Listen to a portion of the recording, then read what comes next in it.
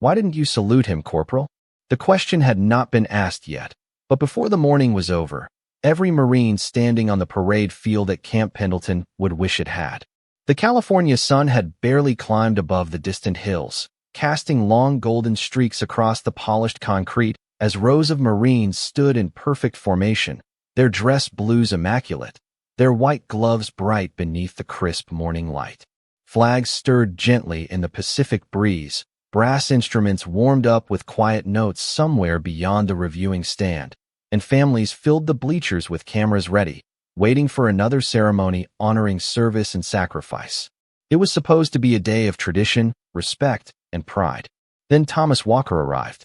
He came alone, walking slowly with the measured confidence of a man who no longer hurried for anyone. At 86 years old, his shoulders had narrowed with age, and faint lines covered his weathered face, yet nothing about him suggested weakness. His dark navy blazer had clearly served him for years, carefully pressed despite its age. His polished black shoes reflected the morning sun just enough to reveal the care he still invested in every detail. Resting quietly over his heart was a small medal suspended from a faded ribbon whose colors had softened with time. It was old enough that few people nearby even recognized its design. Thomas never adjusted it. He simply let it rest where it belonged.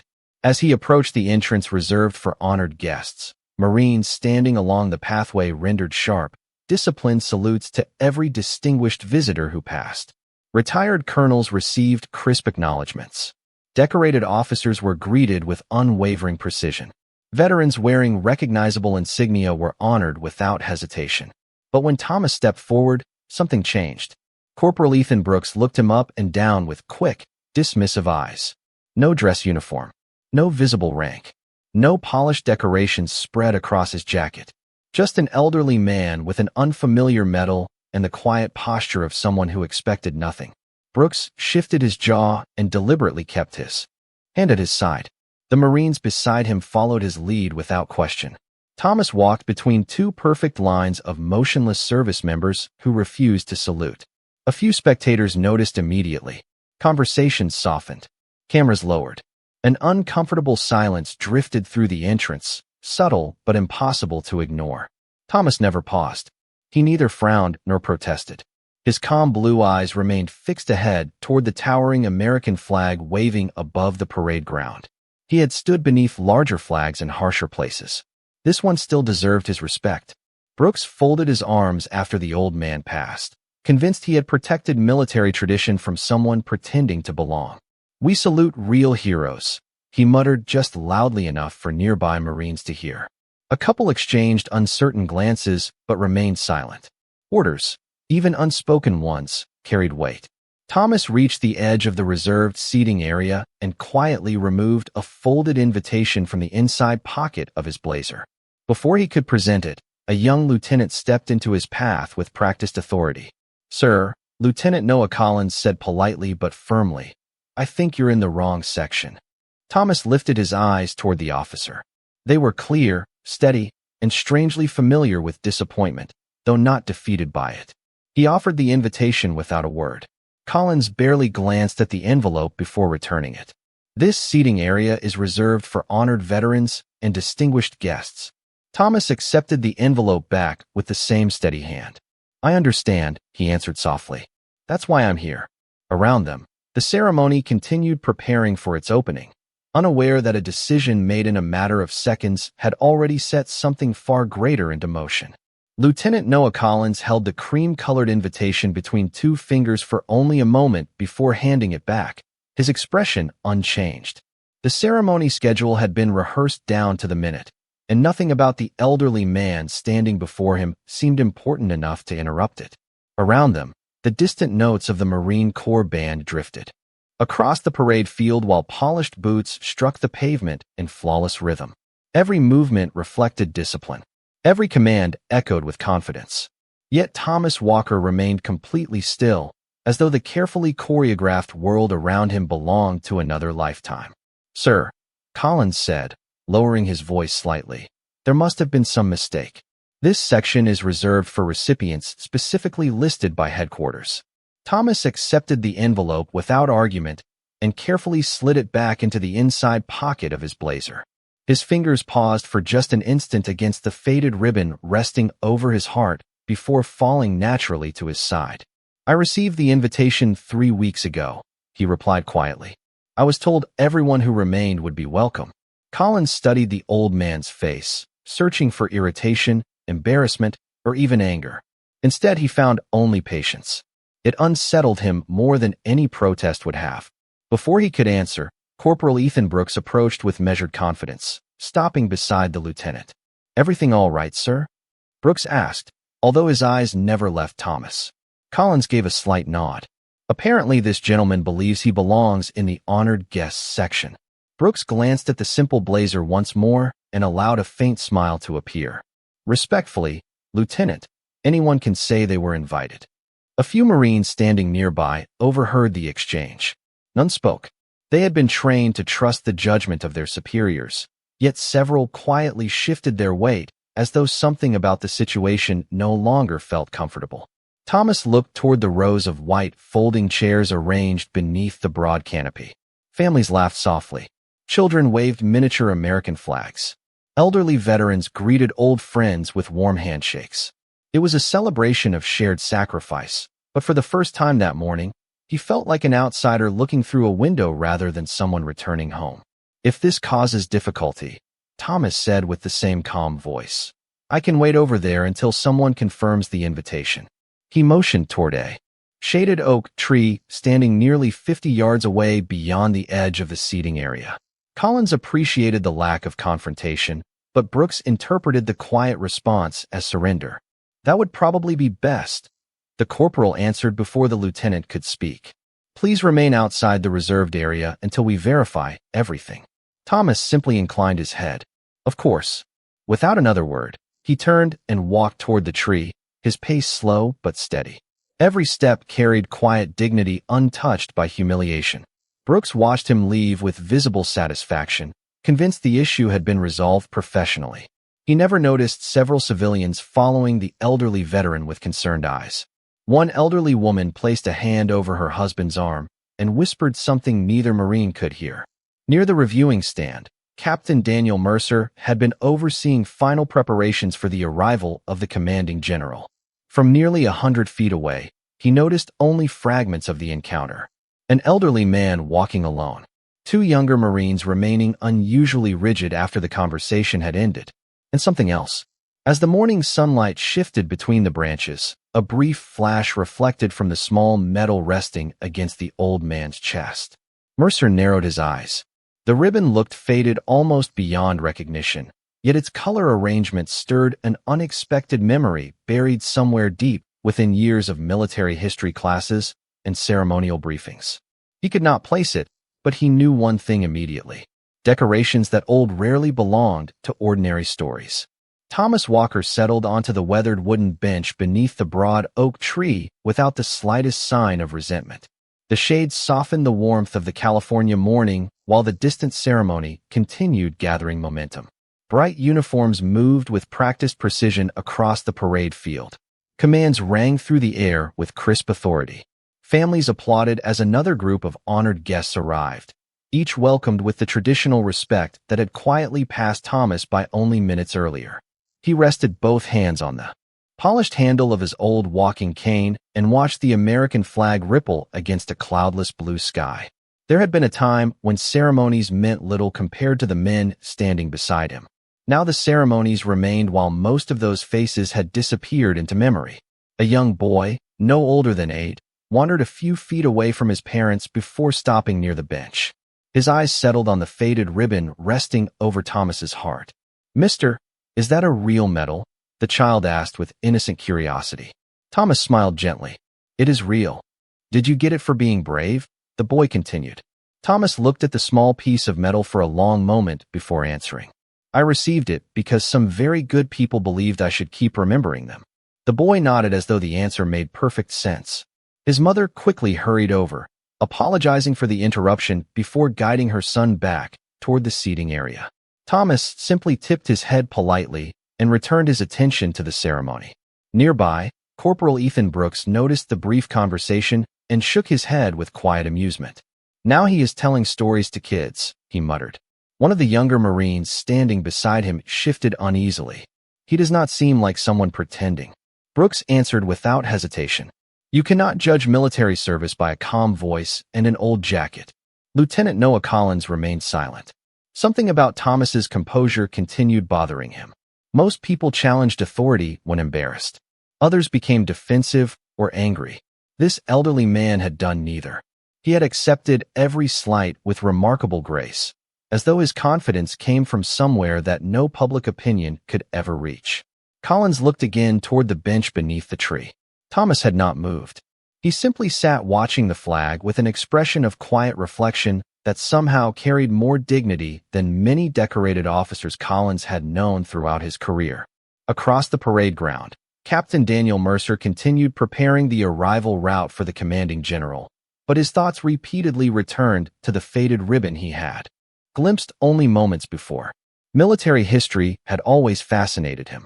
He had spent countless evenings studying forgotten campaigns, obsolete insignia, and ceremonial traditions that younger officers often ignored. Something about that ribbon refused to leave his mind.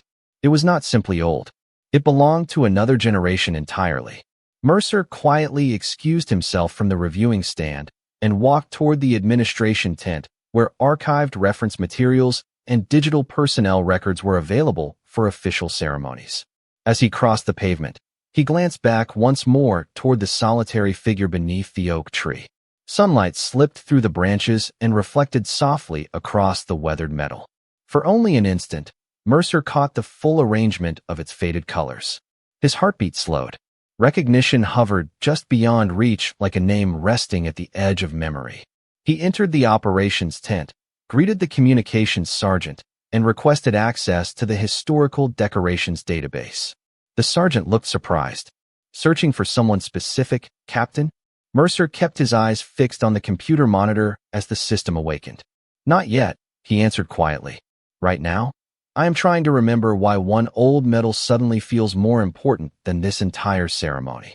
Captain Daniel Mercer stared at the monitor as archived military decoration references scrolled across the screen one by one.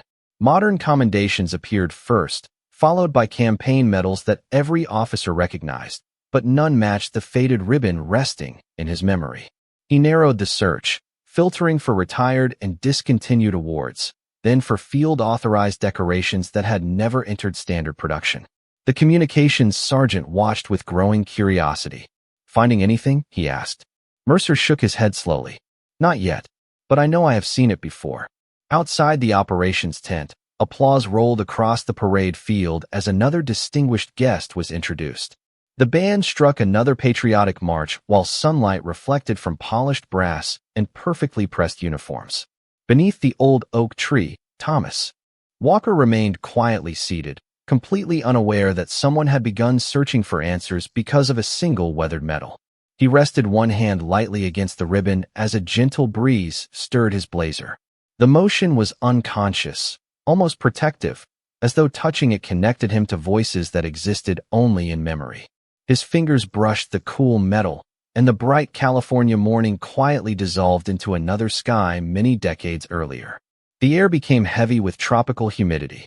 Towering trees filtered pale sunlight into narrow beams that danced across soaked leaves.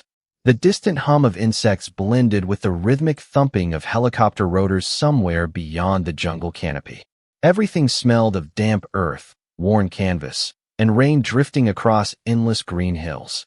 Thomas was no longer an elderly man sitting beneath an oak tree.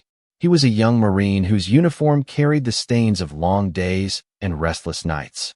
His breathing remained calm while others around him searched the thick jungle with tired eyes. No one spoke louder than necessary. Every movement reflected trust earned through countless patrols rather than words. Beside him stood a young captain named Richard Hayes, decades before silver stars would rest upon his shoulders. Hayes looked exhausted but determined, studying a folded map whose edges had softened from constant use. The younger Thomas noticed the captain glance toward his men before quietly reaching into his pocket. He withdrew a small medal unlike any official military decoration. It had been fashioned from simple metal by skilled hands somewhere far from any formal ceremony. The ribbon had been stitched together from whatever material could be found at the time. It was imperfect. It was unofficial. Yet every man present understood exactly what it represented. Hayes stepped closer with a faint smile that carried equal measures of gratitude and humility. "There are awards they hand out in front of cameras," he said quietly. "Then there are reminders carried by the people who make it home." He placed the medal into Thomas's hand instead of pinning it onto his uniform. "Keep this until we are all old. Enough to laugh about today." A few nearby Marines smiled softly. One reached over and adjusted the crooked ribbon before patting Thomas gently on the shoulder. No speeches followed. No photographers appeared. No reporters recorded names for tomorrow's headlines. Only a circle of tired Marines standing beneath towering trees, sharing a silent promise that if any of them survived long enough to grow old, none would ever forget the others. The memory faded as quietly as it had come. Thomas opened his eyes beneath the oak tree, his fingertips still resting against the familiar metal. Across the parade ground, Captain Mercer suddenly stopped scrolling through the database. An image from an archived leadership history appeared on the screen beside an old black and white photograph of a much younger Richard Hayes. Hanging from his hand was a medal with the very same ribbon. Mercer leaned closer, his pulse quickening. Beneath the photograph, a single caption appeared. "Privately commissioned field recognition presented by Captain Richard Hayes to members of his original reconnaissance team, 1968. Known surviving recipients. Classified at the time of publication." Mercer whispered only 4 words. "This cannot be possible." Captain Daniel Mercer remained frozen in front of the monitor while the communications sergeant watched the colors slowly leave his face. The faded photograph on the screen showed 5 young Marines standing shoulder to shoulder beneath a weathered helicopter, each wearing the same unofficial ribbon that no military catalog had ever listed for public recognition. Mercer enlarged the image until the grain blurred across the display. The medal hanging from one young Marine's chest matched the one resting over Thomas Walker's heart with astonishing precision. Even the slight bend in the medal appeared identical.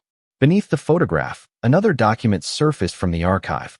It was an aging memorandum signed decades earlier by then Captain Richard Hayes. The note was short, written in plain language that somehow carried enormous weight. It described the medal not as an award, but as a promise among survivors, never intended for ceremonies, newspapers, or official records. Mercer slowly leaned back in his chair.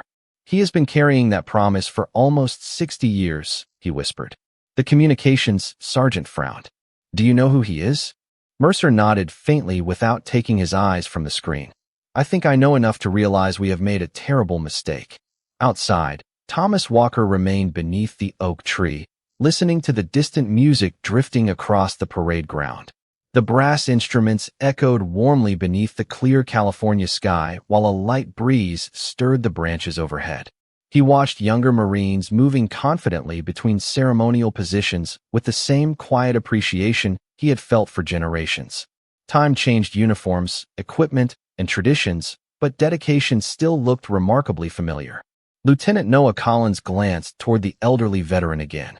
Something inside him refused to settle. Every instinct told him that the situation should have ended the moment Thomas stepped away from the reserved seating area. Instead, the old man somehow occupied more of his thoughts with every passing minute. He noticed that Thomas never once looked toward the Marines who had refused to honor him. There was no resentment in his expression, no disappointment waiting to be seen. Only calm acceptance. Collins quietly approached Corporal Ethan Brooks. "Did you notice the medal?" Brooks shrugged. "It looks homemade." "That is exactly what concerns me," Collins answered. Brooks gave a short laugh. "Sir, with respect, if it were important, somebody would have recognized it by now." Collins looked across the field once more. "Or perhaps the people who remember it are almost gone." At that same moment, Mercer printed the archived memorandum and carefully folded it into his notebook. Then he searched one final personnel index using the only surviving name attached to the photograph. Thomas Walker. The results appeared almost instantly. Several older records remained partially restricted despite their age. One notation stood alone near the top of the file. "Personal guest of General Richard Hayes whenever military ceremonies permit." Mercer felt his heartbeat quicken. The invitation had been genuine from the beginning. He reached immediately for the secure telephone resting beside the computer terminal. The communications sergeant watched silently as Mercer requested priority connection through the command network. "This is Captain Daniel Mercer," he said with measured urgency. "I need to speak with the office of General Richard Hayes immediately." There was a brief pause before another voice answered. "The general is preparing to depart for the ceremony." Mercer tightened his grip on the receiver. "Please stop him for exactly 1 minute. Tell him it concerns Thomas Walker." Silence filled the line. Then the calm administrative voice changed completely. "Repeat that name." Mercer spoke each word carefully. "Thomas Walker is already here." Another long silence followed. Finally, the voice returned, lower than before. "Do not let him leave. The general is coming now." Captain Daniel Mercer lowered the receiver slowly, but the words he had just heard continued echoing in his mind. "The general is coming now." There had been no request for additional verification, no demand to confirm records, no hesitation whatsoever. One name had been enough. Thomas Walker. Mercer slipped the folded memorandum into his uniform pocket and left the operations tent at a brisk pace.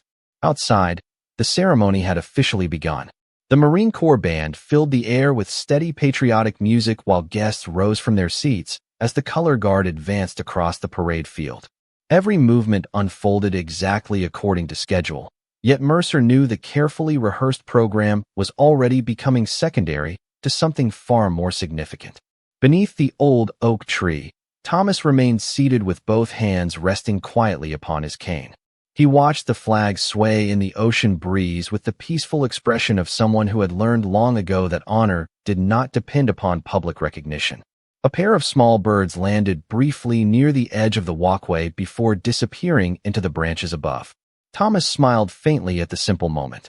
Around him, people hurried from one assignment to another while he remained perfectly still, as though time itself moved differently for men who had already lived through history. Lieutenant Noah Collins noticed Captain Mercer crossing the field with unusual purpose. The captain was not walking toward the reviewing stand or the command tent. He was heading directly toward the old oak tree. Collins exchanged a quick glance with Corporal Ethan Brooks before stepping forward to intercept him. "Captain," Collins called respectfully, "is something wrong?" Mercer slowed only long enough to answer. "How long has that gentleman been sitting there?" Collins looked surprised by the question. "About 20 minutes. Did either of you verify his invitation?" Collins hesitated. "No, sir." Mercer looked directly at Brooks. "Did you refuse him ceremonial honors?" Brooks straightened confidently. "Based on available information, yes, sir. I believed it was the correct decision." Mercer studied the young Marine for several silent seconds. There was no anger in his expression, only growing concern. "Sometimes the information we can see is not the whole story, Corporal." Brooks shifted uncomfortably for the first time that morning. "Sir, who is he?" Mercer glanced toward Thomas before answering quietly. "I am still learning that myself." The captain resumed walking until he reached the shade beneath the oak tree. Thomas looked up with calm curiosity as Mercer approached and stopped a respectful distance away. Neither man spoke immediately. The sounds of marching boots, brass instruments, and distant applause drifted across the field between them. Finally, Mercer came to attention. It was not a formal salute. It was something quieter, something deeply personal. "Mr. Walker," he said softly, "my name is Captain Daniel Mercer." Thomas nodded. "Good morning, Captain." Mercer looked briefly at the faded metal resting against the old blazer. Up close, the ribbon appeared even more worn than he remembered, but the careful way Thomas carried it transformed the simple piece of metal into something impossible to measure.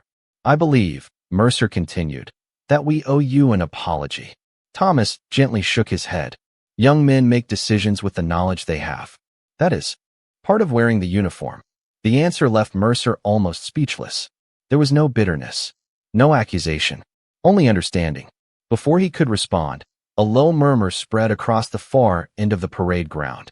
Heads began turning toward the main entrance. Several staff officers suddenly moved away from the reviewing stand with surprising urgency. Drivers stepped away from parked vehicles. Senior officers checked their watches before quickly adjusting their uniforms. Even the band faltered for the briefest moment. Something unexpected had interrupted the carefully planned ceremony. Mercer looked toward the entrance, then back at Thomas Walker. Deep inside, He already knew exactly who had just arrived. The quiet ripple at the far end of the parade ground spread with astonishing speed. Conversations faded one after another until only the distant rustle of flags and the soft cadence of the Marine Corps band remained. Staff officers who moments earlier had been focused on schedules and protocol suddenly changed direction without explanation. Their pace was brisk but controlled, each of them moving toward the main entrance instead of the reviewing stand. Captain Daniel Mercer watched the reaction carefully. Nobody had issued a public announcement, yet everyone close to senior command seemed to understand that the morning had just taken an unexpected turn. Lieutenant Noah Collins followed the movement with growing uncertainty. "What is happening?" he asked quietly. Mercer kept his eyes fixed on the entrance. Someone important decided the ceremony could wait. Corporal Ethan Brooks looked confused. "The general is not scheduled for another 15 minutes. Mercer answered without looking away. "Schedules change." Beyond the rows of assembled Marines, a black staff vehicle rolled to a smooth stop beside the entrance. The driver stepped aside almost immediately. There was no dramatic display, no rushing security detail, no unnecessary commotion. General Richard Hayes simply stepped onto the pavement with the calm confidence of a man who had spent a lifetime leading others. His silver hair caught the morning sunlight, and the 4 stars on his shoulders reflected against the polished brass buttons of his dress uniform. Every nearby officer instinctively came to attention. The general acknowledged none of them. Instead, he asked only one quiet question. "Where is Thomas Walker?" The officer nearest to him pointed silently toward the old oak tree nearly 100 yards away. General Hayes did not wait for additional explanation. He began walking across the parade ground at a steady pace, passing rows of perfectly aligned Marines who watched in complete silence. Families in the grandstands noticed the unexpected movement first. Then the musicians lowered their instruments one by one as the conductor quietly signaled a pause. The carefully rehearsed ceremony gradually dissolved into respectful stillness without a single formal order being spoken. Under the shade of the oak tree, Thomas remained seated exactly where he had been all morning. He noticed the unusual silence before he saw its cause. Slowly, he lifted his eyes toward the approaching figure. For a brief moment, decades seemed to disappear. The proud general walking across the parade ground still carried the unmistakable posture of the young Captain Thomas had once known beneath another sky in another lifetime. Richard Hayes slowed as he came within several feet of the bench. Neither man spoke immediately. They simply looked at one another with the quiet familiarity that only shared history could create. Captain Mercer, Lieutenant Collins, and Corporal Brooks stood several yards away, uncertain whether they should remain or leave. None of them had ever witnessed a 4-star general ignore an entire formal ceremony to walk alone toward a single elderly guest sitting beneath a tree. Thomas smiled first. It was gentle, almost amused. "You still walk too fast, Richard." A faint smile appeared on the general's face. "And you still arrive before everyone else." Those simple words carried no ceremony, no rank, and no distance. They sounded like 2 old friends continuing a conversation that had merely paused for many years. Brooks felt the confidence drain from his posture. He looked toward Lieutenant Collins, whose expression had grown noticeably pale. "Captain." Mercer quietly lowered his gaze. The truth he had uncovered in old records was now standing before everyone in plain sight. Around the parade ground, hundreds of eyes followed the silent meeting beneath the oak tree. Nobody understood the full story yet, but everyone sensed they were witnessing something that no printed program had ever planned. General Hayes took one final step forward and stopped directly in front of Thomas Walker. Then, with deliberate precision and complete sincerity, he slowly raised his right hand. General Richard Hayes held his salute with absolute stillness. The morning breeze stirred the flags overhead, yet no one on the parade ground seemed to move. Hundreds of Marines stood frozen where they were, unable to understand why the commanding general of the ceremony had chosen to render the first salute of the day to an elderly man sitting quietly beneath an oak tree. Thomas Walker looked up at his old friend with gentle surprise before slowly rising to his feet with the help of his cane. Time had curved his back slightly, but it had never diminished the quiet dignity that surrounded him. Once he stood upright, he returned the salute with calm precision.